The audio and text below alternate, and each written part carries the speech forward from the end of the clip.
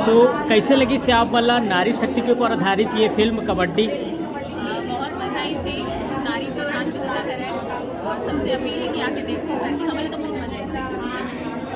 Picture की एक एक सेकेंड इतना अच्छा लगी ना, मतलब गूज बम्स आ जाते हैं। एक्साइटमेंट प्रॉपर है और महिला मन के जो कबड्डी है पुरुष मन के साथ इतना अच्छा कंपटीशन है, वो बहुत प्यारा बना है। हाँ। बहुत छत्तीसगढ़ के पब्लिक से अपील करना चाहते हैं कि पिक्चर भीड़ लेके आओ, लेडी मन पूरा देखो ये पिक्चर अच्छा।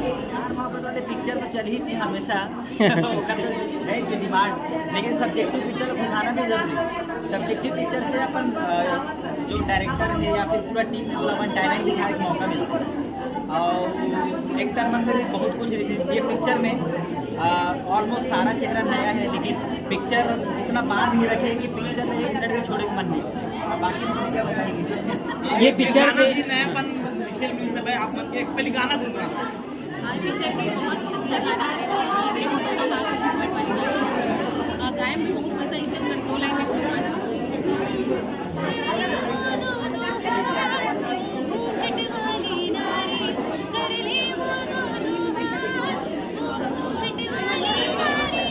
बाकी आपल्याला देखील लगे पिक्चर देखो और सुनो गाना का लगते तो दो हाथ अपन लगा इसके आप मन अपन आवाज लगा के फिल्म में 4 चांद लगा।